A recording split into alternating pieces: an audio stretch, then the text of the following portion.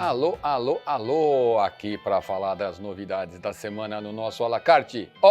Programação caprichada, filmes especiais, como sempre. Mas essa semana tem uns filmes que eu gosto muito. Vou começar falando de Amor e Anarquia, de Lina Wertmüller, uma das grandes cineastas do cinema mundial e do cinema italiano em particular, que faleceu no ano retrasado. Esse filme de 1973 tem o casal que Lina Wertmüller adorava e todos nós também, que é Giancarlo Giannini e Mariangela Melato, que você também pode assistir em Mimi, o Metalúrgico, que está aqui no nosso cardápio. Eles fizeram mais alguns filmes com ela, todos filmes muito marcantes daquele começo dos anos 70. Ela tinha o hábito de colocar títulos longuíssimos nos seus filmes, mas em português saiu como Amor e Anarquia, mas quando você assistir você vai ver o longo título original deste filme. A história desse camponês, interpretado pelo Giancarlo Giannini, cujo amigo é morto pelos fascistas, na época de Mussolini. Ele então decide que vai se vingar, vai para Roma, buscar uma amiga de um amigo, que é a Mariangela Melato, que vive num bordel. E ele então vai morar nesse bordel com ela, e ela, embora seja uma prostituta, é uma mulher cheia de vontade, estudada, anarquista, e eles juntos vão planejar assassinar nada mais nada menos do que Benito Mussolini. Como os bons filmes de Lina Wertmüller, esse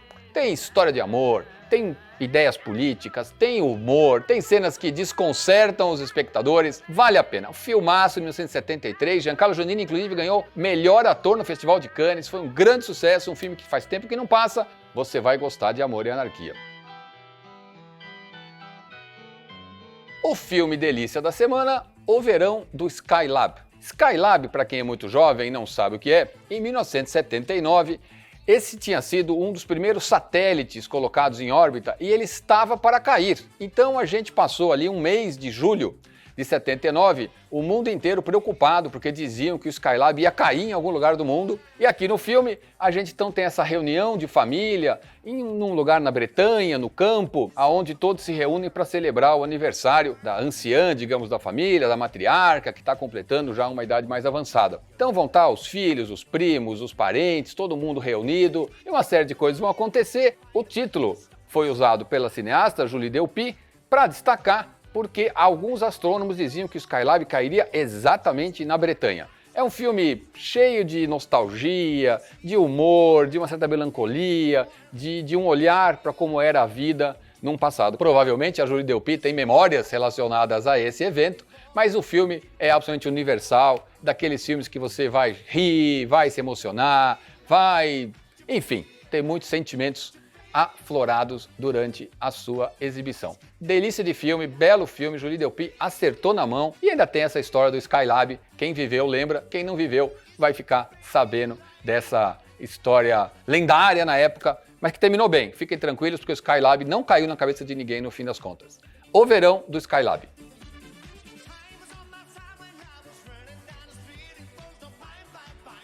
Eram 9 Solteirões, outro filme de Sacha Guitry, aquele cineasta francês dos anos 30, 40, comecinho dos 50, que fazia essas comédias com roteiros excelentes, tiradas, falas e caprichado na produção. Aqui a gente tem a história desse homem muito inteligente que ouve uma mulher de origem romena falando que a polícia está detendo mulheres estrangeiras que não têm residência na França e expulsando elas. E que mesmo ela sendo rica, ela não consegue a cidadania francesa. Ele então arranja 9 malandros, moradores de rua, para casarem com 9 mulheres muito ricas que estão com esta ameaça. Cada uma delas é de um país diferente, ficou rica de um jeito diferente, e ele então cobra um dinheiro delas para fazer o casamento. É claro que vai ser um casamento pro forma, né? Sem o casamento efetivo. E ele então reúne as 9 mulheres com os 9 candidatos, mas aí os candidatos, ao verem aquelas mulheres chiques, arrumadas, decidem que para fazer o acordo eles querem consumar o casamento. E aí a confusão está armada. É uma delícia de comédia, é impressionante a qualidade dos diálogos que ele escrevia. Ele foi um cineasta de imenso sucesso na França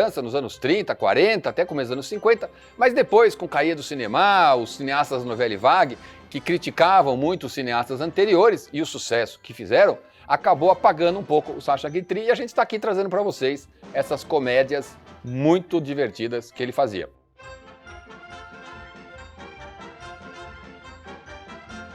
Algumas Vozes. É um filme inglês de 2000 e que tem Daniel Craig, muito antes de virar 007 uma celebridade mundial, grande ator, que fazia filmes ingleses de produção boa, de produção média, enfim, um ator eclético, como você vai ver aqui, onde ele interpreta um homem que está num sanatório, ele tem esquizofrenia, mas aí o sanatório o libera e seu irmão vai buscá-lo e leva para viver com ele. Mesmo tendo esse problema, ele é um cara muito simpático, muito carismático, e ele rapidamente começa a namorar com uma moça. E aí ele acha que porque ele está namorando, apaixonado, e a moça apaixonada por ele, ele não precisa mais tomar o remédio que ele toma para controlar o problema que ele tem, achando que o amor será o suficiente para cuidar dele. Mas é claro que não. E aí a gente vai então entrar nessa espiral dos problemas que ele vai acabar causando para o irmão, para a namorada e para todo mundo em volta. É um filme que tem uma leveza no começo e depois fala de maneira bastante intensa desse problema que afeta muitas pessoas e muitas famílias, né? Enfim, é um filme potente, aquele padrão do bom cinema inglês do final dos anos 90, começo dos anos 2000, algumas vozes. Agora, uma situação peculiar, eu vou falar de um curta-metragem, mas o peculiar mesmo é porque o curta-metragem foi dirigido por mim, lá atrás, no passado distante de 1989, nem tudo que é sonho desmancha no ar. Eu estava no Cineclube da GV, onde eu comecei minha vida, tinha um monte de amigos junto no Cineclube, e a gente fez umas atividades e sobrou um dinheiro. Aí eu escrevi esse roteiro e a gente produziu esse curta, mas com uma equipe maravilhosa, o Chico Botelho como diretor de fotografia, o Mário Mazetti como diretor de som, duas pessoas queridíssimas, profissionais maravilhosos que infelizmente já faleceram. Na equipe de produção, assistente de direção, éramos todos do Cineclube, profissionais tarimbados e esse grupo animado de cineclubistas cinéfilos. E é uma história, naturalmente, de amor ao cinema. É uma comédia, história desse, digamos, homem jovem, cinéfilo, que gosta muito de ir ao cinema, evidentemente, apaixonado por uma atriz e que vai assistir uma sessão de Casablanca num dia assim chuvoso. E aí no cinema, tan, tan, tan, tan. O filme tem Ana Maria Nascimento, João Caiabe, Antônio Calone, enfim, vários atores maravilhosos que toparam trabalhar nesse curta de garotos, ganhando um cachê quase simbólico, e a gente fez. O filme foi selecionado para o Festival de Gramado em 89, que na época era o festival mais importante do Brasil. Esse curta é cheio de referências cinematográficas. A trilha sonora, por exemplo, é toda de músicas de filmes que a gente usa em alguns momentos. Tem uma série de referências, o próprio Casablanca, que passa no cinema quando ele vai assistir. E tem uma referência que para mim é muito especial, que é o João Caiabe interpretando o delegado Dorival. Você talvez não conheça, mas em 1986 passou no Festival de Gramado e fez um sucesso imenso, um curta-metragem que chamava O Dia que Dorival Encarou a Guarda.